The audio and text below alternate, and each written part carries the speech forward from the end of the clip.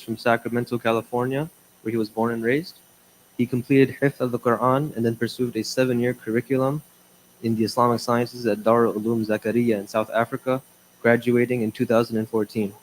He has worked at over 15 nonprofits in South Africa and is the founder and president of Al Misbah, which provides charitable aid, education, and youth programming.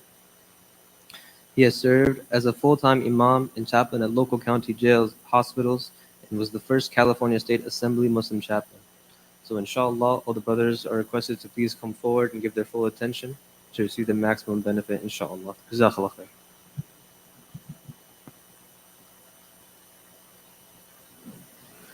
بسم الله الرحمن الرحيم الحمد لله الذي هدانا لهذا وما كنا لنهتدي لولا أن هدانا الله جزا الله عنا نبينا محمد صلى الله عليه وسلم بما هو أهله أما بعد. It is a great blessing of Allah subhanahu wa ta'ala that Allah subhanahu wa ta'ala has blessed us with everything that we have. That includes blessing us with life again this morning when we woke up, as we find in the Sunnah of Rasulullah sallallahu alaihi wasallam when we recite when we wake up, Alhamdulillah alladhi ahyana ba'dama amatana wa ilayhi an-nushur. All praise due to Allah subhanahu wa ta'ala that blessed us with life after we were dead. Right?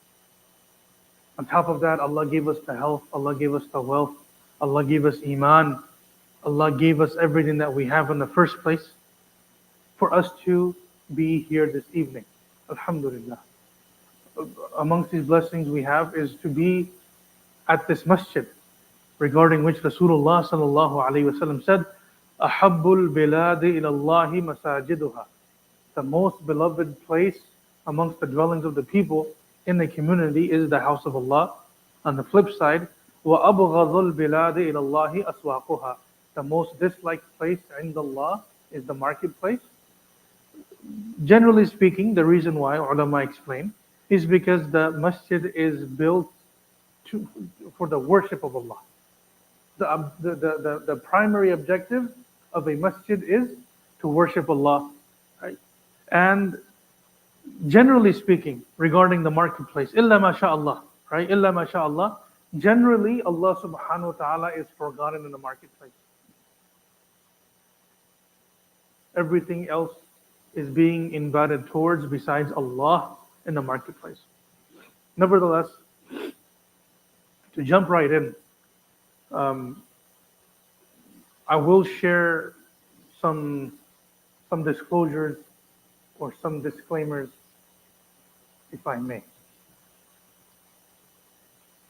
This topic, right, trajectory of Islam in America, this is something that has been affecting me myself personally to such an extent, and I'm not trying to sound dramatic.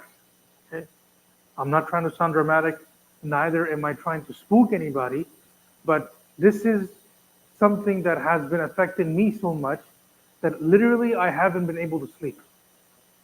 I stay up at night, tossing and turning when I think of the numbers and the things that are bothering me. Right? I'm not here to sound like a pessimist. I'm not here trying to say the sky is falling. But all I'm saying is, respected brothers in the community, respected sisters in the community, I just want to draw our attention towards some of the things that are taking place in the US. That's all. Right? I will be quoting a survey. I will be quoting the census. And again, as a disclaimer, just for basic math, I will be applying nationwide averages to this region. Okay? Because I didn't have the data available of Nassau County, right? Specifically speaking, but based on what was available online, based on pureresearch.org, I have the study, I have the link, and I'll be sharing round numbers, but just wanted to mention that. Before we continue, it's imperative for us to understand and for us to acknowledge all of the amazing effort our elders have put in for us to even have this program here this evening. This masjid was a vision, Allah knows how long ago, of sincere brothers and sisters. Allah knows, again, decades ago. Speaking, myself, I remember growing up in America, in Sacramento, in the early 90s, where my dad, rahimahullah now, my dad would drive us 15 minutes to downtown Sacramento just for us to pray Jum'ah. This is a childhood memory of mine. I heard of stories of people driving for hours and hours just for halal meat. People driving the entire West Coast from north and south just to fulfill their Eid obligation. Right? But subhanAllah, due to the efforts, the sacrifices, the struggle, the vision, the hard work of our elders that had the vision, and they prioritized that we are here now and we need to do what is necessary in order for us not to only preserve our own iman, but to ensure that we are taking the right steps, the correct steps for iman and Islam to thrive, not only within our own generations, but within this land as well, on US soil. We need to acknowledge that. We need to acknowledge that. Allah knows who these blessed individuals are, brothers and sisters. You hear of stories where, women literally taking jewelry off of, like gold and silver, and donating it to the masjid because they wanted to buy some land. And this is the common theme we find throughout the United States and Canada. That much sacrifice and effort that it took place. And it's not only the masajid that we have, our graveyards, our schools, our organizations, right? Like your Muslim-based organizations, your cemeteries, your funeral directors, and your funeral homes, speaking nationwide, so much of sacrifice was put in. I will add that it is our responsibility today to build on that foundation that was laid for us. It's our responsibility, right? It is our communal responsibility to build on that foundation. But the reason why I mention all of this so far is because in order for us to continue to grow, in order for us to take necessary, correct steps, we need to do a few things. Number one, we need to look and have this projection decades ahead from today. We cannot live 1 year at a time. Understand the context I'm referring to. We can't just take it one day at a time or one Ramadan at a time. We have to think 10, 20, 30, 50 years ahead, 100 years ahead. There's a narration I'm being reminded of. Rasulullah sallallahu alaihi wasallam said, plant the tree, even if you see, when you see that qiyamah is taking place and you have that seedling, plant it. We see the trajectory of society, right? Morale is falling apart, and all kinds of garbage which is being pumped into our schools, into our education system, and all of that baloney, right? And Allah knows, just today on my flight, the person, is asking me, like, what's next? Like, what's the end goal here? It's imperative for us to not to get lost in the sauce, right? Yes, we acknowledge our Allah-given growth and progress that we have. Yes, we acknowledge that we have such an amazing community center where we come and pray. We have youth work taking place here, the building here with the food pantry, such amazing work that's taking place here, but not only here, throughout this county. It's imperative that we also take true account, and for us to feel the pulse and see, okay, on at the surface level, mashallah, all of this stuff is amazing, but let's also do some real digging, if you may, right? And one of the things that keeps me up at night, I'm not exaggerating at all, right? One of the things that has been keeping me up at night for months is the fact that the nationwide average of how many school-aged children are receiving necessary Islamic education.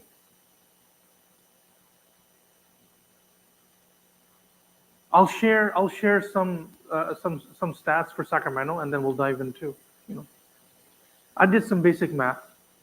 I've estimated that there's approximately 18,000 school-age children in Sacramento County. Okay, some high-level numbers, 18,000. These are school-age children, K to 12. Okay. Then I made a list of all of the masajid and organizations, the schools that exist, everything from Sunday school all the way up to full-time Islamic school. Personally, I don't believe Sunday school is an effective model to impart Islamic knowledge. It's not effective. Yes, it provides a social aspect of it. It's better than nothing. Tayammum, you got to have tayammum and there's no water, right? But that's a different topic for another day. But for argument's sake, from Sunday school to full-time Islamic school, I crunched all the numbers, and to be generous, it didn't even reach 3,000 students.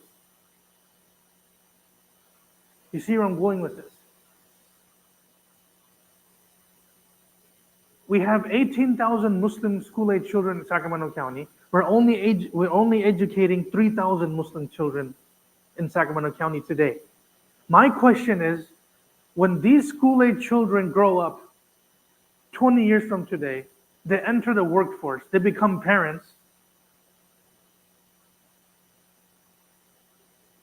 10,000, okay, let's be generous, 10,000 Muslim kids are not receiving any kind of Islamic education in Sacramento County. 20 years from today, in 2040, 2050, 2060, when they become parents, tell me, what kind of Islam are they going to impart into their children? Now, I did some, basic, I'm not going to call it research, some basic web searching, okay? According to the Census Bureau of 2022, the population of Nassau County is 1,382,000 people. Okay? 1,382,000 people exist, are residents of Nassau County.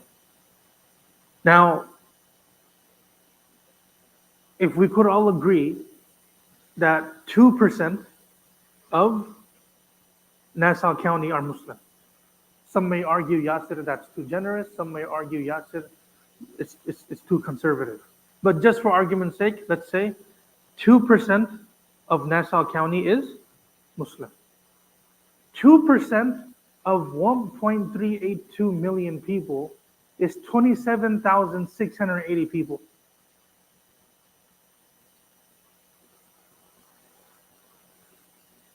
According to this math, right, we have 27,680 Muslims in Nassau County.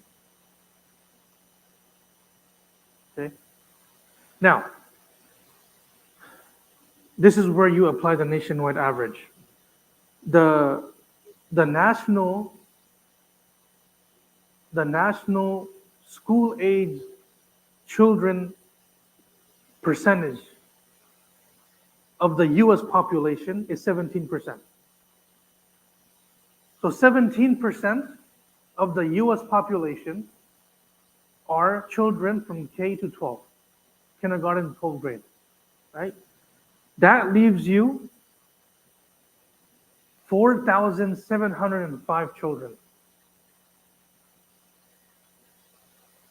I'm not a resident of here. I literally live 6 hours flight away, right?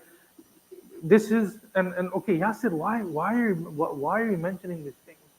The reason why I'm mentioning this is for you, respected brothers and sisters in this region, to look in this direction. That's all I'm saying. All I'm saying is, dear community, this is something that's keeping me up at night in Sacramento. Maybe this is something that we need to at least look towards in this county. So, I hope to Allah the following is true. If collectively in Nassau County, if this community is educating 4,705 children and they're fard ayn meaning the necessary Islamic knowledge they need to have to even be a Muslim. Tawheed, Risala, Quran, like Imaniyat, like the basics that you require to even be a Muslim or to live as a practical Muslim. Fiqh, tahara, how to offer salah, how to, pray salatul janazah, and the list goes on. If Nassau County collectively is educating 4,705 children, then alhamdulillah, then we could change the topic and talk about something else. And if this is far from the truth, then this is something that we could talk about. This is something that we need to look at. PewResearch.org, I have the link, okay? PewResearch.org conducted a study back in 2014. And again, it's a nationwide average. Back in 2014, they surveyed adults that were born in Christian homes and also adults that were born in Muslim homes. According to that study, 22% of those adults that were born in Christian homes no longer identified as Christian. 22%. Okay? In the same study, the amount of adults that were born in Muslim homes that no longer identified as Muslim was 23%. So according to this study of PewResearch.org, we have lost more Muslims than Christians losing Christians. You deserve to know, that new Muslims that are entering the fold of Islam are replacing the 23% that are leaving the fold of Islam. You deserve to know that. So, arguably, it's a net positive. Okay? Arguably, it's a net positive. Islam is growing. But my question is, why are we complacent? Why are we okay with one person losing their iman? Even one person's iman is too valuable. Even one person's iman is too valuable.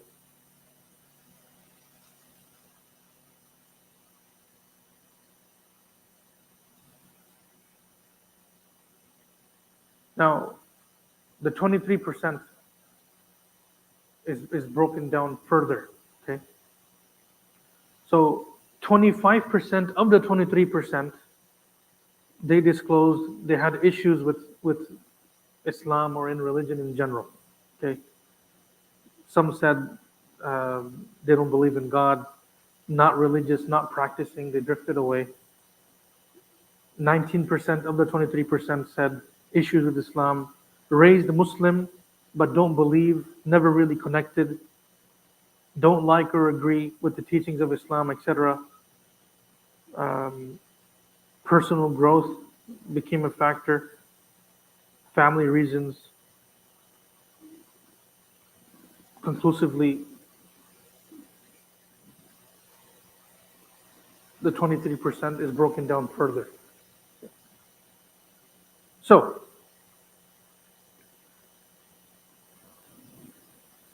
27,680 Muslims in Nassau County.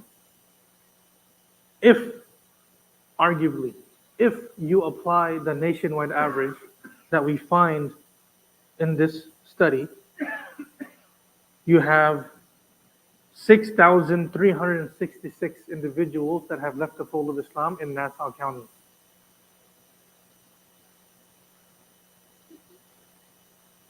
I know it's not fair. I know it's not fair to apply the nationwide average here, but just to put things into perspective.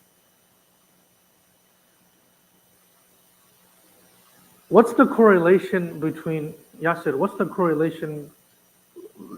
Why are you talking about education and why are you talking about irtidad and people leaving the fold of Islam? Well, personally, I believe, and I would assume, or I would believe, okay, I would believe that most of us would agree that there is a direct correlation between the two. See,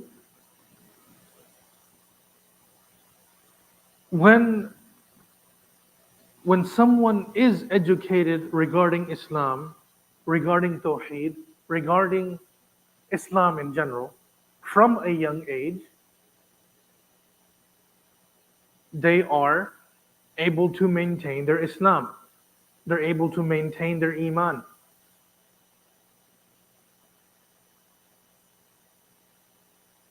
In other words, it may sound harsh, we're only able to expect someone to practice Islam if they were given the opportunity to learn what is Islam. How can they, how can we expect people to worship Allah subhanahu wa ta'ala if they never even had the opportunity to even know who is Allah subhanahu wa ta'ala?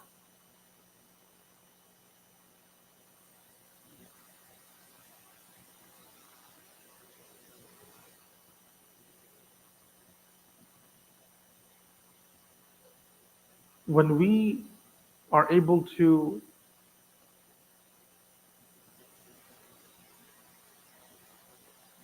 I'm being reminded regarding South America.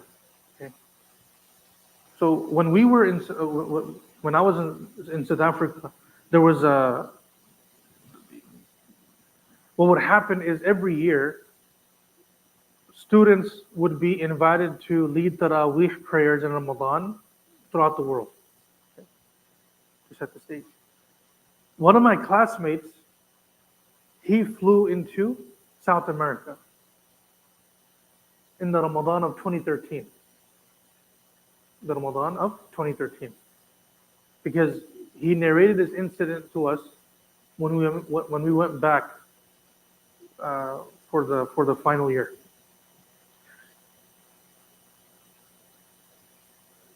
During the day, they visited brothers in the community. They came across this young man who had a Muslim last name, but was also wearing a cross around his neck. So he asked, like, okay, what's going on? Like, can you break this down for me? So he says, no, hold on. And he goes back and he brings back his family tree. So fast forward, what happened is, according to that family tree, this young man was from the progeny of Abbas radiallahu anhu. And every time I narrate this, every time I share this, I'm sharing this from my own iman. This is not to disrespect Abbas radiallahu ta'ala anhu or anything like that. Right? The reason why I share this is because if if the blood of the Sahaba radiallahu anhum ajma'in is not safe from irtidad, then what about myself? Right? What about myself?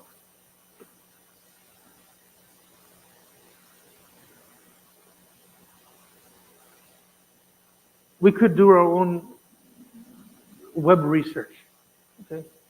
We could do our own web searching, if you may, use whatever search engine you can and read some articles, what have you, or come up with some things and study what took place in South America.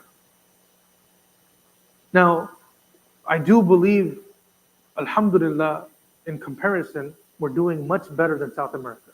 Much better. Alhamdulillah. Right? But we cannot be complacent, and we can't continue to pat ourselves on the back as if everything is okay. No, growth is always going to be uncomfortable. We always have to look up to the next level. How can we improve? How can we? That's what growth is. When we stop resisting, when we stop pushing forward, that's what's going to happen. Time is going to pass you by. If we become stagnant, time is just going to pass you by.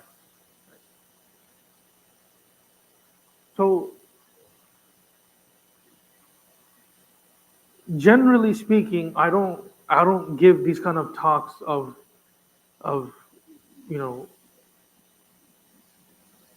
this much, if you may, like bad news, right? Usually, it's about positivity and good vibes and all that, good stuff. However, it's very much, you could say, let's just say I'm having to draw a lot of courage to share what I'm sharing, right? And again, I'm not trying to spook anyone. I'm not trying to sound like a pessimist or okay, like we're absolutely like nosedive, mayday. No, all I'm saying is this is something that we also need to factor in. Okay. See, I'm an outsider, so I could share the following. I have my own cousin that has become murtad myself. A blood relative of mine has become murtad. First generation American. Okay. He wasn't even born here. He was born in a motherland, wherever you come from, which is irrelevant. All you need to know, he was born in a predominantly Muslim country, and he's no longer Muslim. His parents don't know about it. His grandparents have no clue. I know about it. My brother knows about it, and now y'all know about it. I'm sharing this because literally like in a different time zone. I would never share this in Sacramento because people would just connect the dots.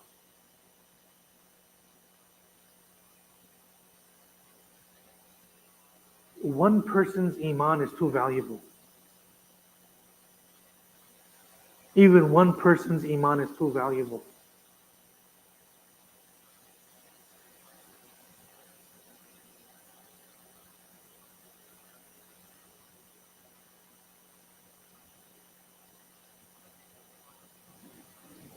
I really hope I'm wrong here. Right? I really hope I'm wrong. When we talk about the trajectory, when we talk about, where are we headed as Muslims in the US? I really hope I'm wrong regarding the following. How many masajid used to be churches? Or how many masjids today were churches that were closed down or foreclosed or the church just outright just sold it. In California, there was a masjid which was waqf. I'm not talking about a masjid in a strip mall or a musalla in a strip mall. No, I'm referring to a masjid, and it was established as a masjid for decades. You may have heard of this during COVID, but for whatever reason, the responsible individuals of that masjid decided to sell the masjid. But I'm not exaggerating that Hindus placed a bid which these individuals considered. And if it wasn't for a Muslim non-profit organization within the US to outbid Hindus to turn that masjid into a whatever they call a mandir, whatever, where they do shirk, al-ayadu billah, right? And of course, communities sat down with them and tried to explain to them, but no, it was just emotions aside, right? And the blame game and finger pointing, and put all the emotions to the side. Personally, I took a lesson from that. That Yasir, and wallahi, I hope I'm wrong. Wallahi al-azim, I hope I'm wrong, right? Yasir, this is perhaps a jalki. Perhaps this is something that may occur 50 years from today. That this is how it's going to be. Allah guided the Muslim community to outbid the Hindus. And today, mashallah, it's still a masjid today. You can look it up on social media. It was like, I think it went viral. You must have heard about it. Right?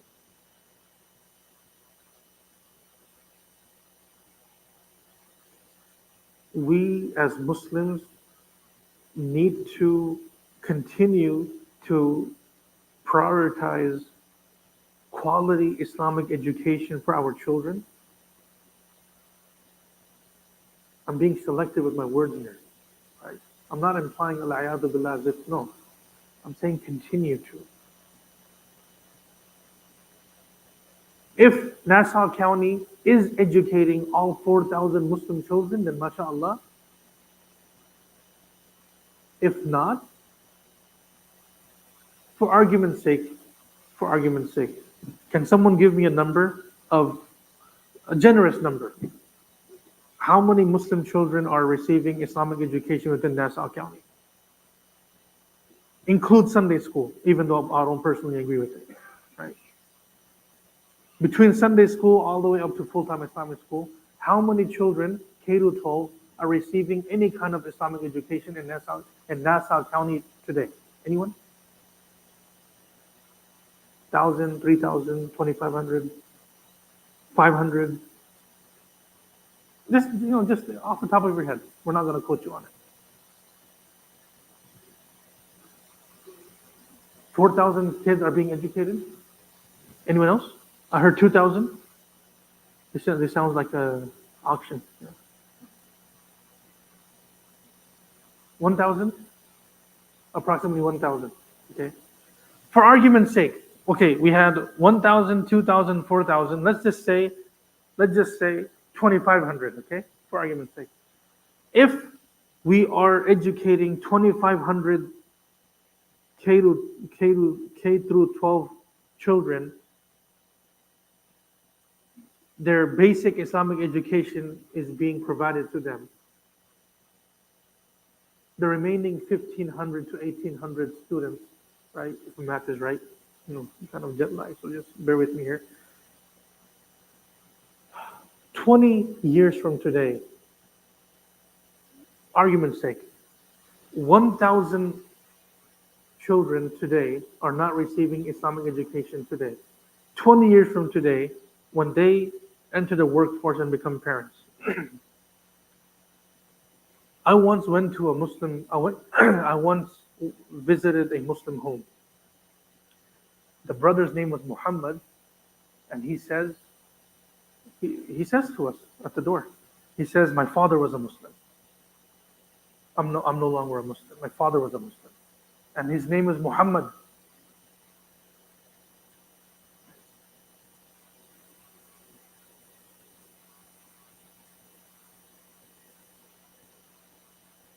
I really hope I'm wrong in what I'm sharing when it comes to the trajectory that we're heading in. I really hope I'm wrong. Wallahi, I hope I'm wrong. I hope someone comes up to me about the shoe rack and says, Yasir, I think you're overthinking here. I think you gotta take it easy. But Wallahi al-Azim, this has been something that has been keeping me up at night, at least for Sacramento County, right? And this is something that you could do some basic web search, right? Google, Bing, whatever, ChatGPT, whatever, right? Pick random cities, Chicago, Dallas, right? Or like statewide. How many Muslims are there in Dallas? 500,000, right?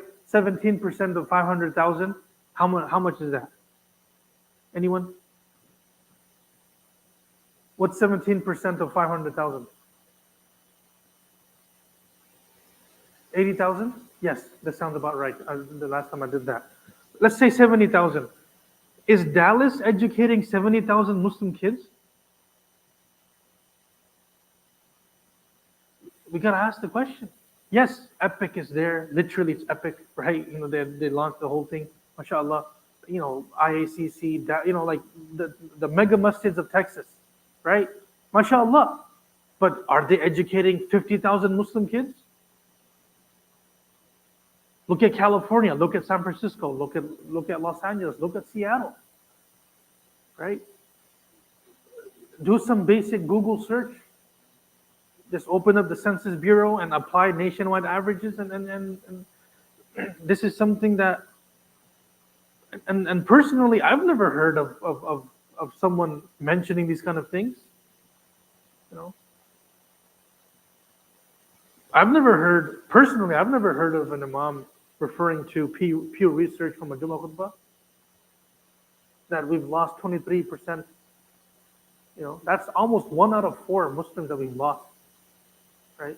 Yes, new Muslims have replaced them, but I'm arguing even one person's iman is too valuable.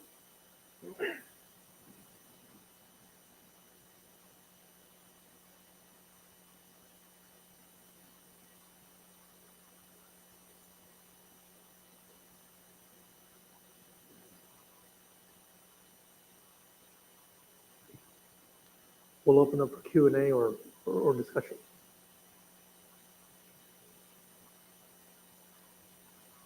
Any questions, any thoughts? The solution. How? That's a very good question. That's a very, very good question. So, one of the most, okay, so the following is my personal opinion. Okay? One of the most effective ways to impart fard ayn upon our children is the maktab program.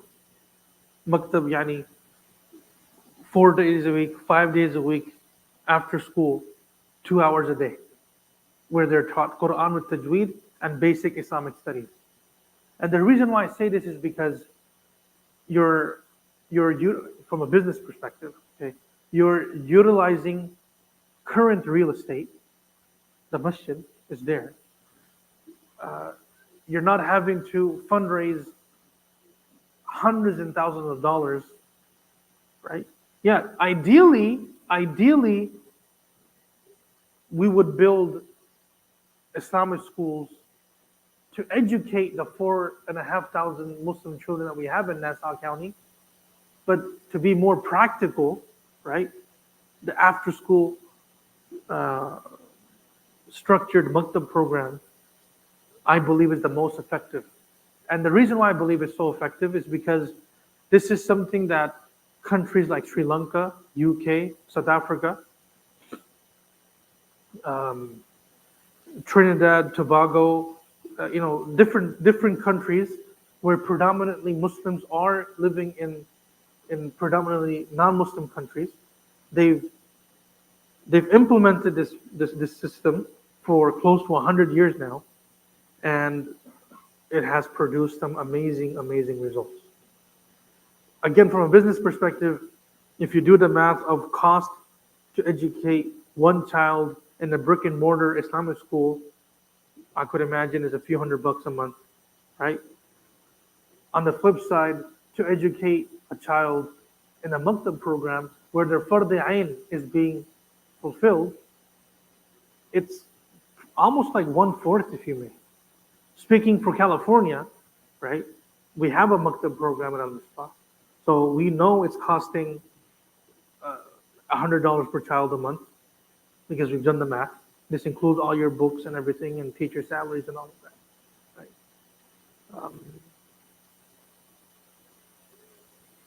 And that's level one, maktab, right after school, and then from there you build on that. Yes, sir. Yes, yes, of course, yeah. That's uh,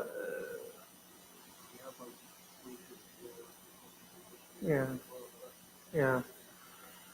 So that's a very honest observation, of course. That you're sharing, uh, brother. Um,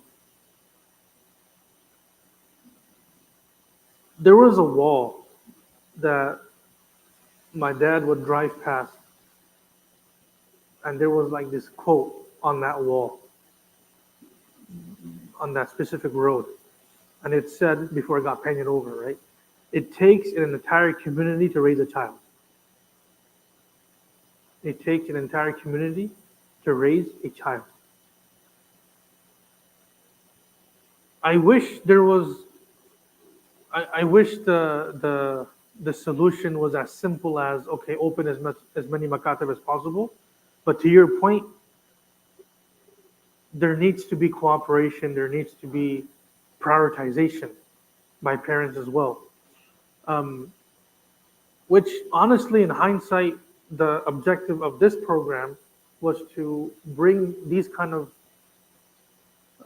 you may say, thoughts or some suggestions, if you may, you know, to the surface, so that inshallah ta'ala, every single one of us here, when we go back home, when we connect with our families this upcoming weekend or whatever, we can share these things. Yeah, yeah, yeah, yeah, yeah, yeah, yeah, yeah, yeah, yeah, yeah. Um, Allah, um,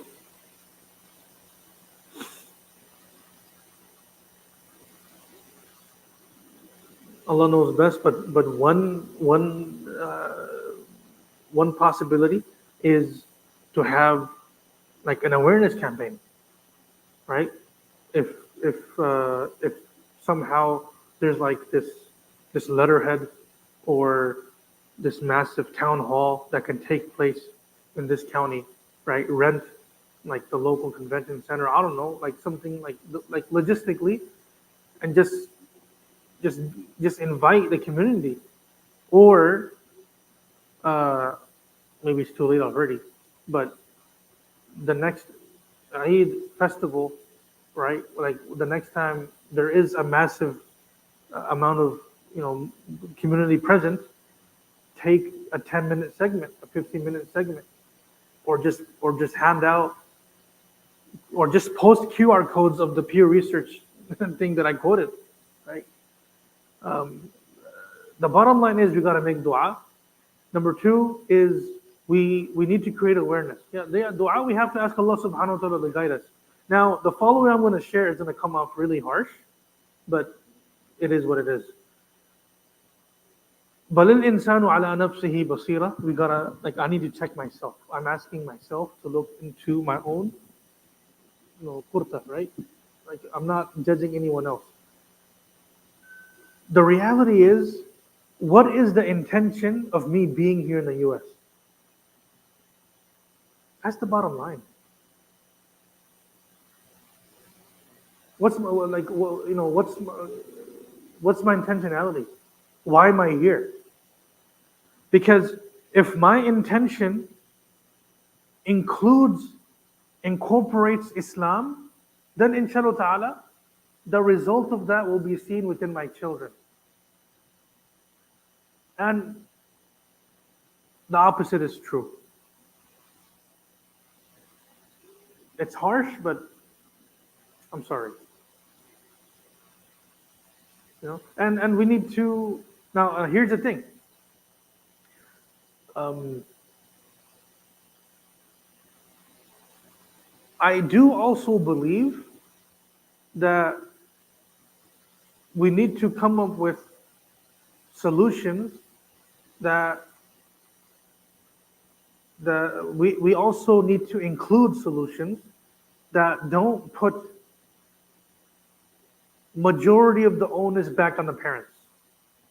What I'm implying is that I think it's important for us as community to break the cycle and capture the youth. How many youth do I know were not given the opportunity by their parents to learn about Islam? Just a blanket statement, okay? Why? That's none of my business, okay? How many of our sisters that don't wear the hijab,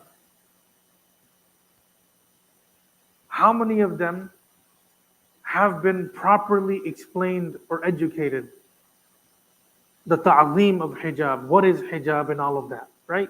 Versus just being told, just put it on. And guilt tripped. And there's a big difference. I'm just giving one example, right? But when you create an environment where women are safe, they feel safe, and they come in and you're able to educate these young women, and they understand with ikhlas, and they appreciate it, they themselves, subhanallah, change the trajectory of not only their own lives but the entire family. Right? So, yes, parents are responsible. Rasulullah sallallahu alaihi wasallam said, "Ala kullukum ra'in wa kullukum mas'ulun an ra'iyati." That Rasulullah sallallahu alaihi wasallam said, "Allah, listen, pay attention. Every single one of you is like a shepherd, and every single one of you will be asked about your responsibility. Did you fulfill your responsibility being a shepherd?" The primary responsibility is of the parents, but I also do believe it's also our responsibility as the community to break the cycle.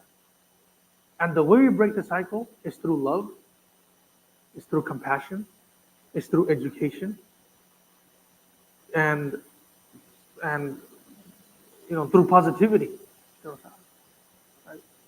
I genuinely believe that, because this concept stems from hope, and we have to have hope. We have to. We as Muslims, we have to have hope.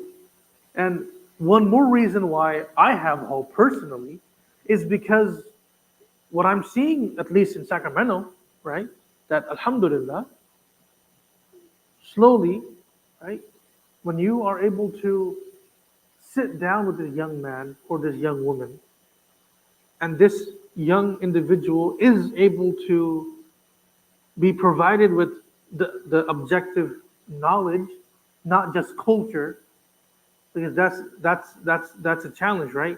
Culture versus Islam, right?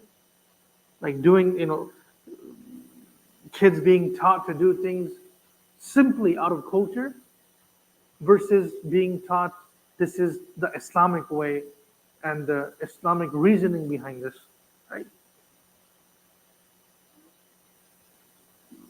There's hope, inshallah.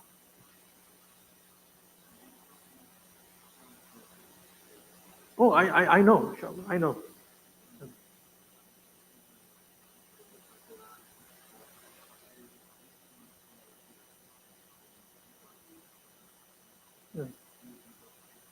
And, yeah. The thing is, subhanallah, the difference, like the Quran, like like what else is beyond that? This was, subhanallah, in hindsight, this was also the, you could say, the one of the goals, if you may, of giving this kind of talk, so that we can remind each other that, hey, we gotta talk to parents, right?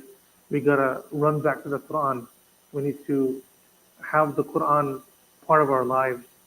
We need to breathe and live the Quran. You know,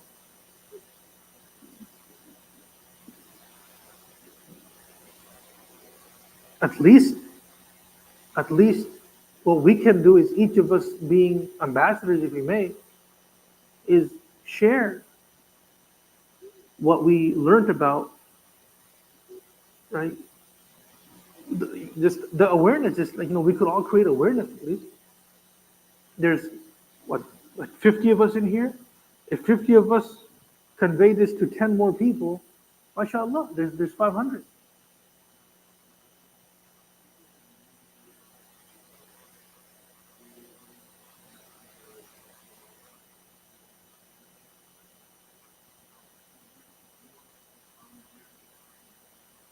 Yes, which is an amazing thing. The irony is, uh, this guy sitting in this chair, the same boat, right? I'll share it. You know, um, my family was not religious, right? I was the first guy in my entire generation, from my mom and my dad's side, to become a student of Deen, right? Like the irony is, we became, we got closer to the Deen out here than, Gharki, like this is our own, like my own personal situation. So, inshallah ta'ala, dua, we have to have hope. We need to make dua. We need to create awareness. Uh, Even one person's iman is too valuable. I believe the reason why, and here's an ajib thing. This study was done back in 2014. That was 10 years ago. Okay. Part of the same article, they conducted another study in 2017 as well. Numbers came back a little different, but the trajectory is still the same, relatively the same. Um, I believe the reason why 10 years ago, 23% of Muslims have left the fold of Islam is because 20, 30 years before that, those adults did not have the opportunity to learn Islam themselves.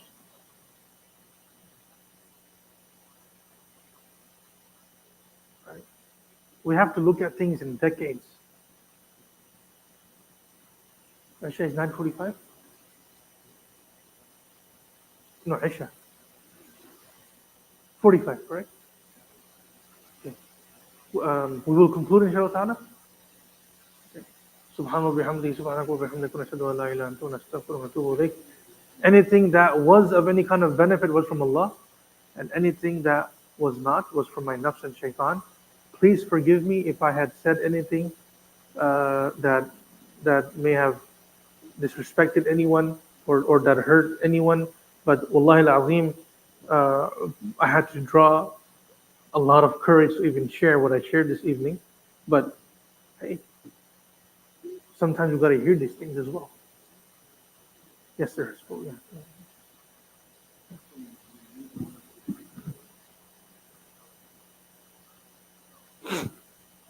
So I arrived into JFK from Jeddah this morning. So I had a 21-hour transit. So so so I'll rather spend time in the masjid than than in a hotel and restaurants and stuff. So alhamdulillah, alhamdulillah. As you could tell from my haircut, I was in the haram yesterday. Alhamdulillah. So I came out of ihram like hours ago. Alhamdulillah. Still fresh. All right. Jazakumullah khairan. Of course, made a lot of dua for Palestine. I, I, I, I was at the Kaaba, literally at the Kaaba, crying and making dua for Palestine.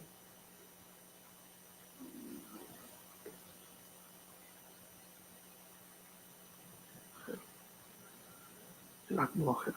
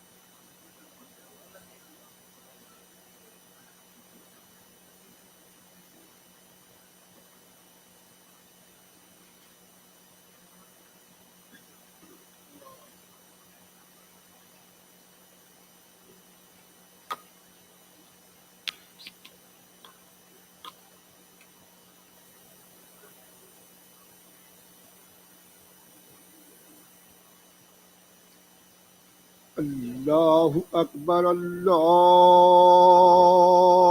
أكبر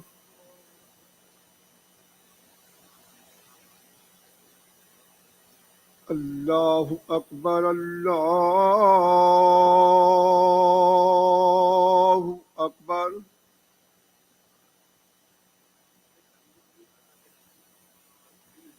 أشهد أن لا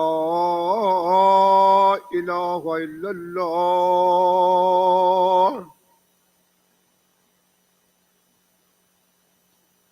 أشهد أن لا إله إلا الله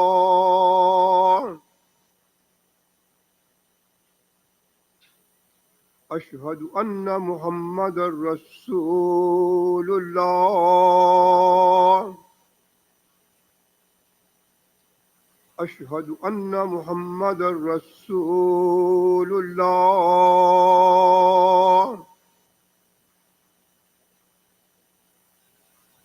حي على الصلاة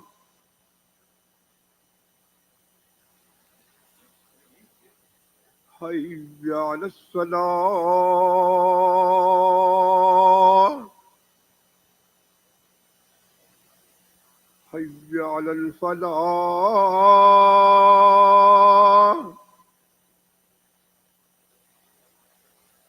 حي على الفلاح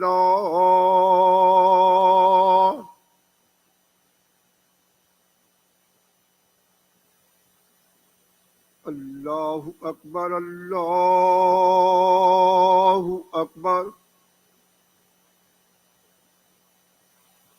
لا